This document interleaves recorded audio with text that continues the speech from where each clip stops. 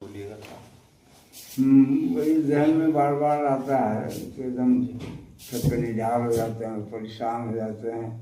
कोई हेल्पर नहीं, कोई मददगार रहता, कोई बच्चा बूढ़ा सयाना कोई भी, बहुत खोजा नहीं मिला।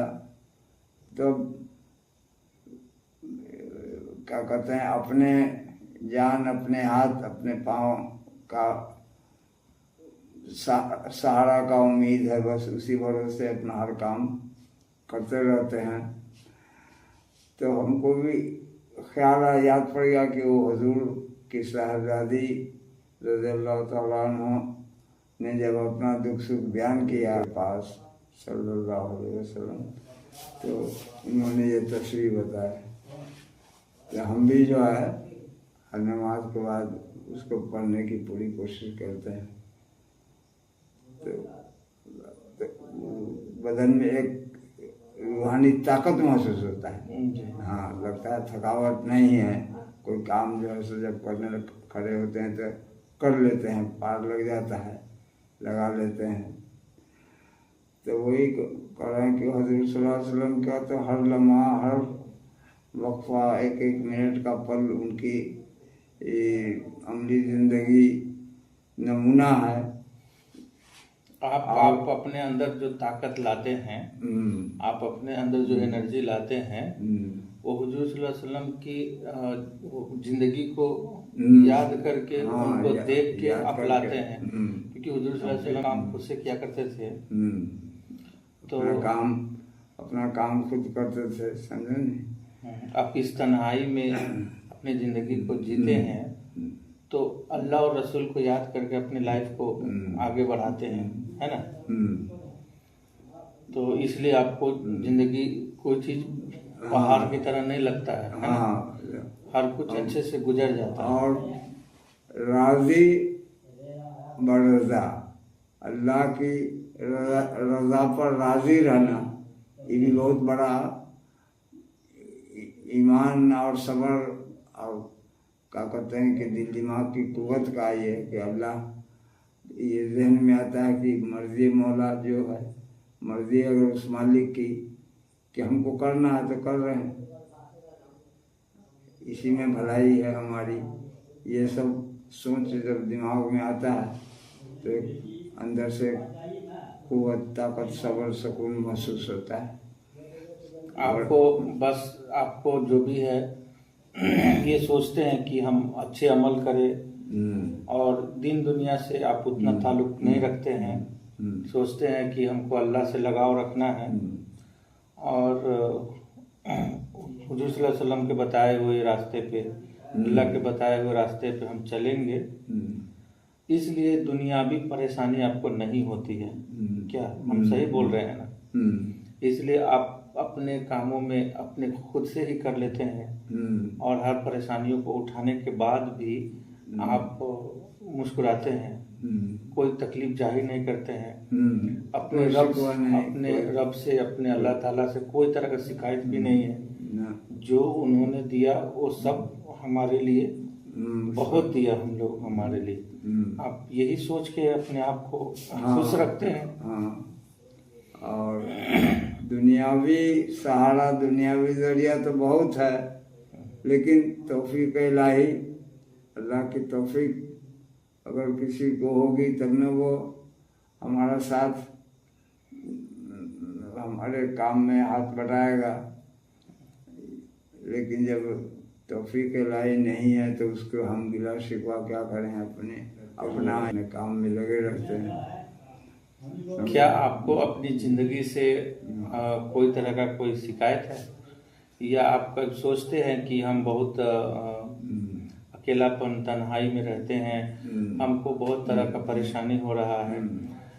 तो ऐसे सिचुएशन में आप क्या करते हैं? कभी जो है ना, कभी कभी जहन में आता है ये बात, समझा ना, कि आखिर ऐसा काहे हुआ, समझा नहीं। तो कुछ बात और अपने को बहुत ही डिप्रेशन में चले जाते हैं, क्या कहते हैं उसको, सोचने कि भाई ऐसा काहे हुआ। लेकिन ज़हन में जब बात आती है کہ حضور صلی اللہ علیہ وسلم پر آیت نازل ہوئی والضحیٰ واللیل اذا سجا، سمجھا، ما ودعک ربک وما قلی۔ حضور جب ایسے پریشان رہتے تھے، ایک دم اللہ تعالیٰ کی وحی نہیں آتی تھی تو سوچتے تھے کہ اللہ ناراض ہے یا کیا بات۔ اچھا، ایک اور سوال پوچھنا چاہتے ہیں کہ ایسے اتنے عمر میں، ایسے مطلب بڑھاپے میں لوگ کو ہر چیز بنا بنایا ملتا ہے، کھانا پینا کپڑا دھونا سب کچھ آپ سامنے میں ملتا ہے، آپ کو سب کچھ خود سے کرنا پڑتا ہے، خود سے کرنا آپ کے پاس ہر کچھ رہتے ہوئے آپ کا ایسا نہیں ہے، آپ کے پاس آپ کا ہاں، بیٹی ساری بیٹا، خوشحالی آپ رہتے کا ہوئے۔ بیٹی بیٹا اور سب کوئی ہے، اس کے باوجود بھی آپ تنہائی میں جی رہے ہیں، تو ایسے حالات میں آپ کو کیسا فیل ہوتا ہے؟ ہاں، ذہن میں بات آتی ہے کہ وہی نہ کہا کہ ذہن میں بات آتی ہے کہ ہمارے ساتھ، تو اس کو ہم اللہ کی آزمائش سمجھتے ہیں کہ اللہ نے ہمارے لیے یہی راستہ منتخب کیا، چنا، تو مرضی، جب تک کہ کوئی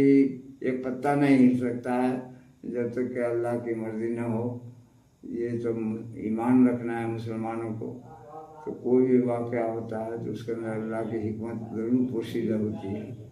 اللہ جو ہے ماں باپ سے زیادہ مہربان ہے، تو ہمارے حق میں اور گڑبڑی ہو سکتا تھا اگر سب سامنے رہتا یا کوئی بات ہوتی، تو اللہ نے ہمارے لیے پسند کیا ہوگا اکیلا پن، تنہائی کی زندگی۔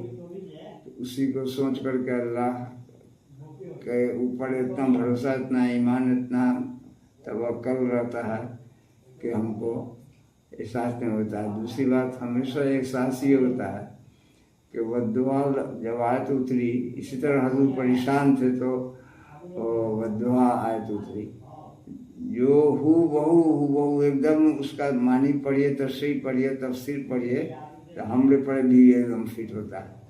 حضور پر جو بھی نازل کیا گیا اللہ اپنے بندوں کے لیے نازل کیا، حضور کو تو ضرورت نہیں تھی، ان کو دیکھ، ان پر پریکٹیکل کیا گیا۔ تو والضحیٰ میں کہا اللہ نے، والضحیٰ واللیل اذا سجا، آپ کے زلف کی قسم، رات کے اندھیرے کی قسم، ما ودعک ربک وما قلی، ہم نے آپ کو نہیں چھوڑا ہے، آپ نا امید نہ ہوں، سمجھا، وللآخرۃ خیر لک من الاولی، آپ کی زندگی، پچھلی زندگی جو ہے پہلی زندگی سے بہتر ہوگی، سمجھا۔